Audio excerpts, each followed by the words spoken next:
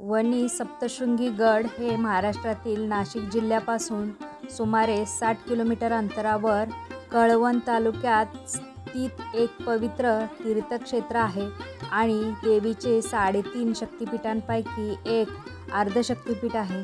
सह्याद्रीच्या 7 शिखराच्या कुशीत वसलेले हे मंदिर महालक्ष्मी कोल्हापूर आणि तुळजाभवानी तुळजापूर याप्रमाणे जागृत देवस्थान मानलं जातं. तर तुम्हाला आज मी एक सप्तशृंगी मातेची एक कथा सांगणार आहे.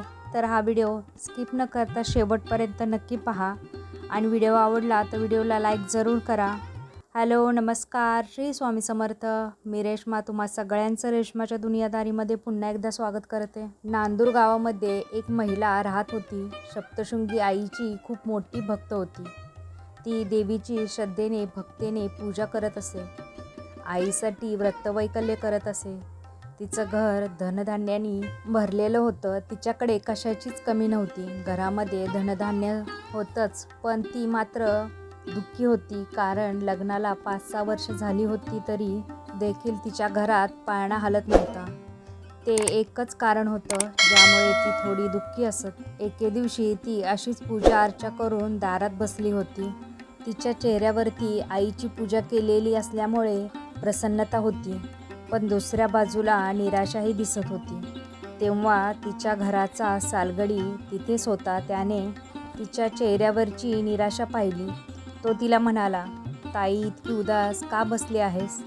तेव्हा ती म्हणाली, दादा, लग्नाला आता किती वर्ष झाली, पण घरात पाळणा हलत नाही. चिंतेने आता मन लागत नाही. लोक टोमणे मारून बोलतात. ते काही आता सहन होत नाही. तेव्हा लगेचच तो तिला म्हणाला, ताई, चिंता का करतेस? वणीला जा आणि आईला साकडं घाल. आई तुझी इच्छा नक्की पूर्ण करेल. तिची आईवर अगोदरच खूप श्रद्धा होती. सालगडी दादाचं बोलणं ऐकून तिनं वणीला जायचं असं ठरवलं. आईचं दर्शन घ्यायचं आणि आईला साकडं घालायचं. त्याचप्रमाणे ती आईच्या दर्शनाला गेली. आईच्या पायावरती माथा ठेवून आईला तिने आपलं गाऱ्हाणं मांडलं. आई, तुझ्या कृपेने माझ्याकडं सर्व काही आहे. तुला माहीत आहे, तू सर्वांच्या नवसाला पावतेस. सर्वांच्या मनोकामना तू पूर्ण करतेस. पण माझ्या हक्केला तू कधी उभी राहणार? माझ्या घरी लेकरू नाही, त्यामुळे मी दुःखी आहे. माझं दुःख तू कधी दूर करणार?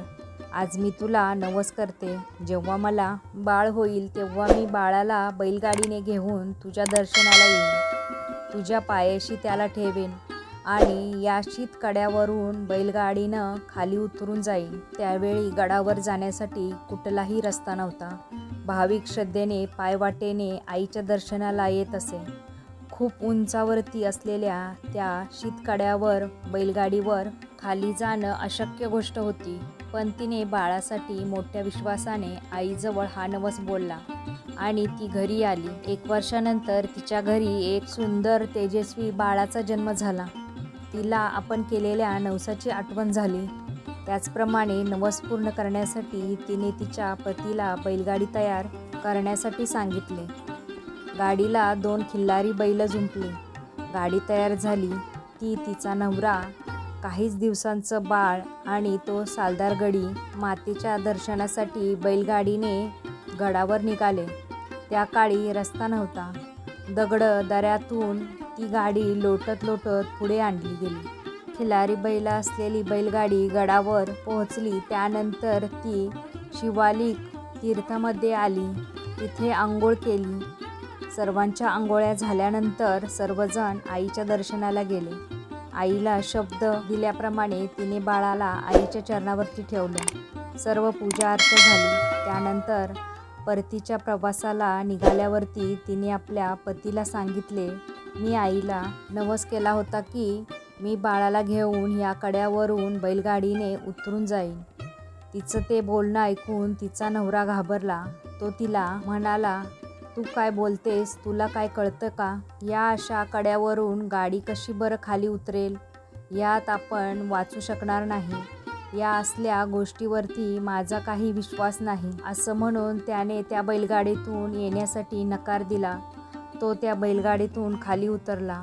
आता मात्र तिला कळेना की काय करावं, पण ती मात्र घाबरली नाही. तो सालदार गडी मात्र म्हणाला की मी जेव्हापासून या ताईच्या घरी काम करत आहे तेव्हापासून मी तिला बहीण मानलं आहे.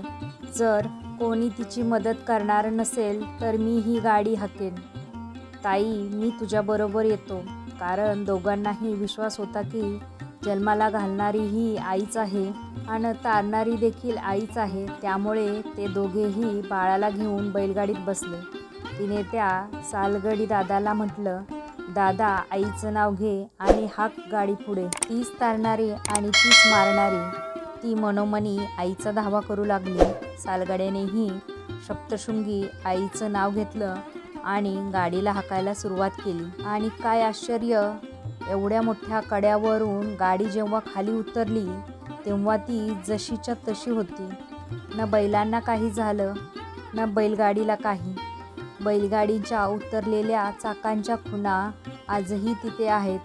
गाडी जशीच्या तशी पुन्हा वर येऊन थांबली आणि तोपर्यंत देवी तिथे येऊन पोचली होती. असे म्हणतात की त्यावेळी मार्तंड ऋषी पोथी वाचन करत होते. देवी कथा ऐकत होती. पण त्यावेळी आईच्या भक्तीने बैलगाडी खाली उतरली म्हणून देवी स्वतः तिथे येऊन उभी राहिली आणि ती गाडी जशीच्या तशी पुन्हा वर आली. कुणालाही काहीही दुखापत झाली नाही.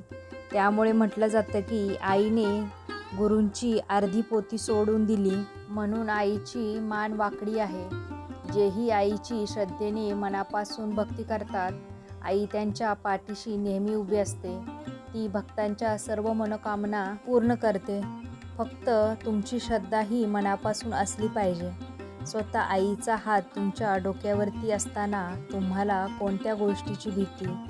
बोला सप्तशृंगी माते की जय. आई सप्तशृंगी मातेचा उदो उदो. तर मंडळी, तुम्हाला ही आजची कथा कशी वाटली नक्की मला कमेंटमध्ये सांगा.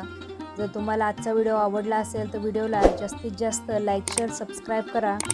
पुन्हा भेटूया आपण उद्याच्या अशाच नव्या व्हिडिओमध्ये. तोपर्यंत सगळ्यांना श्री स्वामी समर्थ. जय जय स्वामी समर्थ.